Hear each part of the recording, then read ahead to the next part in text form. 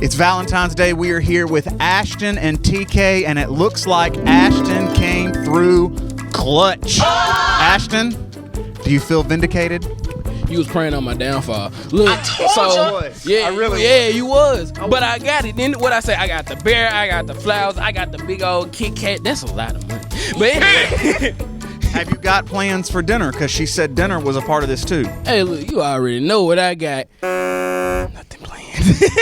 But we gonna eat. I know that. I don't know where. Okay, but give me the mic. Okay. She wants the mic, but she doesn't have any space to hold it. So now the bear, I will say, it's not life size, but it is the medium one. Okay, I like everything he got me, but I want him to open what I got him on camera. Apparently, TK done got Ashton a little something. wait, what's going on? Ooh, what is this? Oh my God! Yeah, we got things to do. Oh.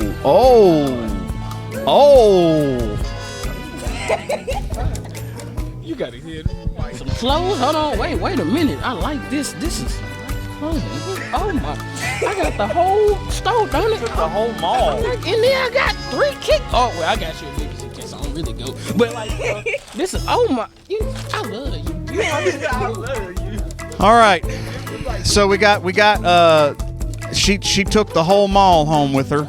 Now, also on Valentine's Day, we have several people who apparently did not get enough sleep last night. We got people who are just completely lights out in here. Oh my goodness. Be, you know what I'm saying, lonely on this type of day, this fine morning. You know what I'm saying? Look what I got. Move the camera. Did you get a Valentine's gift? Look at this.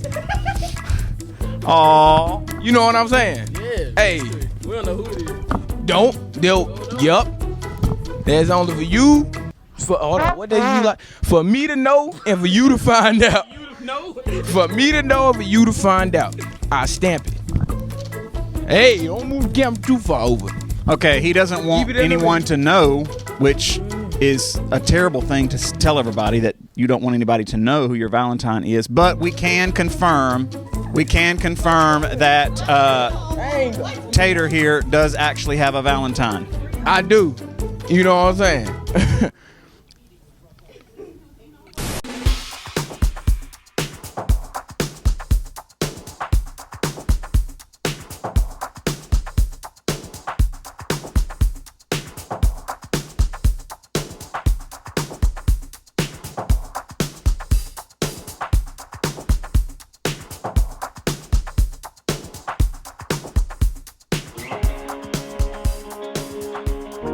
One more wine and one more whiskey.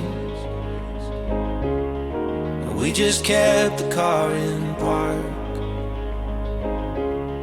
and dim the headlights so we see the stars. Let them tell us where we should start. And I'm scared as hell because there's no way to know how this goes. Say, I promise to give you my all, but it might break me. It might break me. It might break me. It might break me down. I won't let you down, but it might break me. It might break me. It might break me down. Sight of you, it makes me dizzy. Welcome to EcoVision for Tuesday, February 15th, 2022. I'm Egypt, and today's Stop Story highlights our January Teacher of the Month. All right, so we're going to Coach Eilert's class. He is our Teacher of the Month for the month of January. We're heading in there to present him his award. Like always, he'll also get a $25 gift card to Memphis Barbecue Company. So here we go. I want to present Coach Eilert with our Teacher of the Month award for the month of January. Y'all want to give him a hand? Congratulations. So Coach Eilert will get a $25 gift card to Memphis Barbecue Company. parking spot right out front above the window where he can see and a little sign on it. We appreciate everything you do for us. Coach Allard, of course, is always helping around in the building, anything he can do to help us, and also working hard teaching every day. So y'all are lucky ones. Thank y'all. Speech! No. Speech! I'm on the spinning wheel in middle age in the Industrial Revolution. I'm busy right now. Have a good day. We like to feature our teachers in a segment we call Stories. Today we're going to feature Coach Eilert.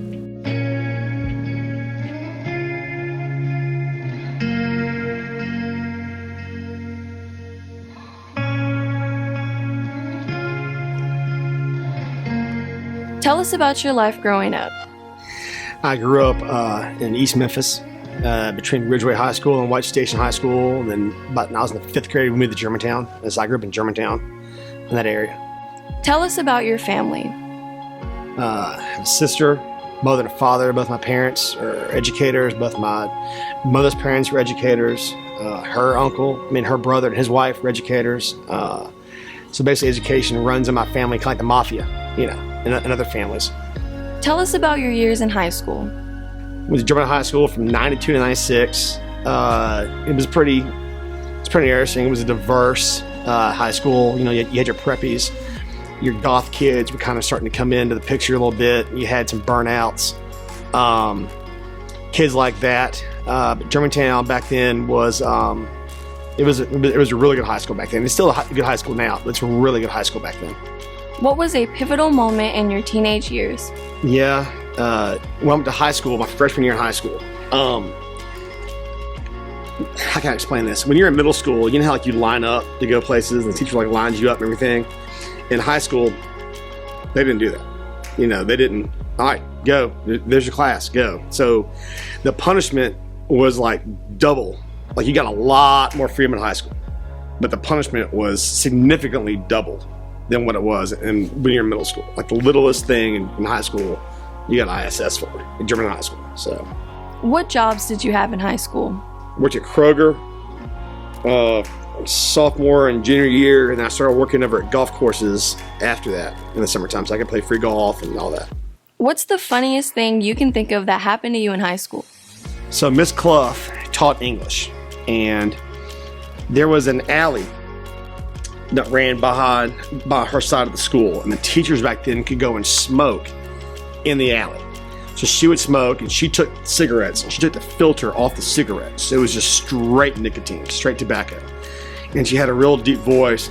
Yesterday we learned about Shakespeare. Today we're going to go over, we're getting the Romantic period and like that. And she made us write in pencil, and she graded in pencil. And so these two guys would flip a coin in my class. Whoever got tails first did the work. So these two guys one guy would do the work. Here you go, Miss Clough. I did the work. Oh, okay. And she'd rate 100, and then he'd erase his name and he'd give it to the other guy. The other guy would write his name. Here you go, Miss Clough. I did the work. So that was pretty much it. If you showed up in her class, you got an A. That's how easy she was. But I learned a lot of English, but she had a very deep voice, and she smoked, I think, about 3 packs a day back then. Tell us about your college experience. So I went to U of M. My grades were good for Auburn, but the tuition was really high back then. We couldn't afford it. And I looked at UT Martin, I looked at Arkansas State, but I just settled on Memphis, on U of M, and I walked on at U of M, and I think I got for cross country and track, I got my books paid later on in my school year. But college was an open experience. You had to read 20 pages a night, and you had books and 3 or 4 books per class in the history department, and they expected you to be on top of it. How did you choose your future profession? Did you originally plan on being a teacher? No, I actually wanted to be a sports writer. And then I had a professor for journalism that told me that the sports section is a section that she puts in her dog's kennel at night so he can poop on it. And so that kind of made me want to get out of being a sports writer and kind of get into, I really kind of want to be a lawyer, but there's a lot of lawyers in this world. Like there's a lot of sharks. And I decided to just go ahead and teach history. What led you to become a teacher? Like I said earlier, my parents were teachers. My mother's parents were teachers. My mother's grandfather was a teacher. I like it. High school is a it's a social minefield, Kayla. I grew up watching like The Breakfast Club and Fast Times at Ridgemont High and things like that. So, and those movies are actually pretty accurate about high school and how you have your little cliques. And I just like high school. I just like it. I mean, I think it's probably it's more important in high school these 4 years than in college, because these 4 years prepare you for college. And it's my opinion. So, What's something outside of school that you're passionate about? I like watching football. I like watching golf. I like watching sports. I like playing a lot of golf. It helps me. I'm terrible at it, but it helps me. It gets outside and everything. And I don't know. I just like that. I like to fish. I'm trying to get into duck hunting. Things like that. So, Tell us something that you've always dreamed about doing, like something on your bucket list. going to the Final Four. I had a chance to go to the Final Four last year before the COVID virus, and they gave me a chance for tickets this year, or my money back. I chose tickets this year to the Final Four, and I am excited about going to the Final Four this year. I've been to the Masters a couple times in golf. I've been to the Cotton Bowl, which is a big ball game, but I've never before been to the Final Four. I've been to the regional, but never before been to the Final Four, so I'm excited about going to the Final Four this year. What's something students might not know about you? It took years to build the confident, assertive person I am now. High school, I didn't blossom until my junior year of high school. I think is when I started coming out of my shell. So it's not, high school's hard, but it's something that helps you build for later in life. And it took me a while to build in high school, because I didn't really fit in anywhere until my junior year of high school. What's something you love about Horn Lake High School? I like how the teachers can cut up with each other. I like how the teachers kind of make jokingly, kind of give the teachers a hard time. I like how the administration kind of does it to certain teachers and to each other. And I don't know, it just makes me feel like it's not as cliquish as other schools I've taught at. So.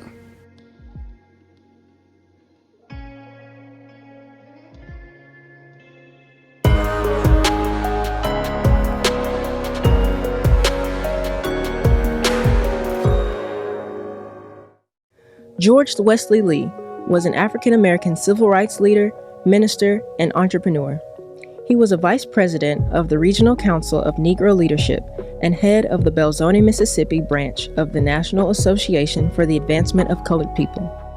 He was assassinated in 1955 in retaliation for his efforts to register African Americans to vote. Since 1890, they had been effectively disenfranchised in Mississippi due to a new state constitution.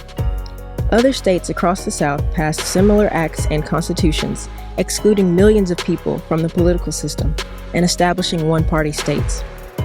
Lee was the first African American in memory to register to vote in Humphreys County, Mississippi, where blacks were a majority of the population, but had been affected by the 1890 Constitution due to white implementation of poll taxes and literacy tests.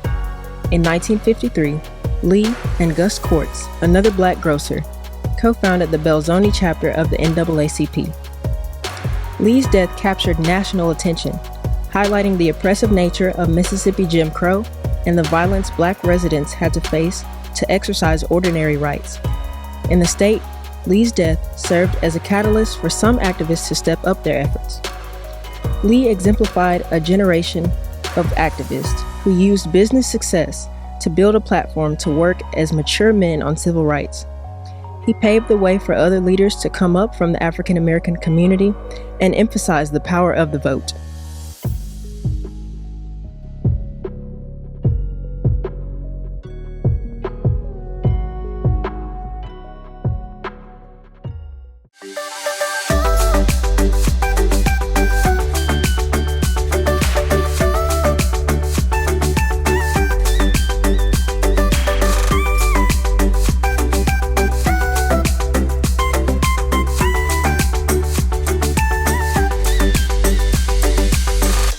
It's time for today's announcements. Pay attention, we're moving fast. Students, if you're interested in being on the Eagle Vision cast next year, the application process is now officially open. Head to hornlakehigh.com and click the application link in the carousel in the middle of the page. Are you planning on going to prom? EVTV wants to air your prom proposal on the show. Be creative. We'll only be airing the best ones. You can email us your prom proposal to hornlaketv@gmail.com. Prom will be April 14th and tickets will go on sale later this month. Seniors, it's time to start emailing us your pictures for a senior video. Open up your photos on your phone and email us some of the best pics of you and your friends. Send the pictures to hornlaketv@gmail.com. Horn Lake is forming a golf team. If you're interested in playing golf, see Coach Rodner for details. Don't miss any episodes of EVTV. You can find today's episode as well as other content on our YouTube channel. Be sure to go on our website, hornlakehigh.com, and subscribe by clicking the subscribe icon on the front page.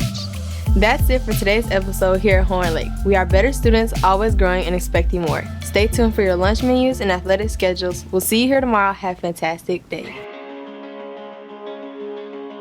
One more wine and one more whiskey. We just kept the car in park and dim the headlights so we see the stars. Let them tell us where we should start. And I'm scared as hell because there's no way to know how this goes. But I can't help but say I promise to give you my all. But it might break me. It might break me. It might break me. It might break me down. I won't let you down. But it might break me. It might break me. It might break me down. The sight of you, it makes me dizzy. And when you're gone, I miss your face. Tonight I'll meet you in our favorite place. Just can't let this wait one more day. But I'm scared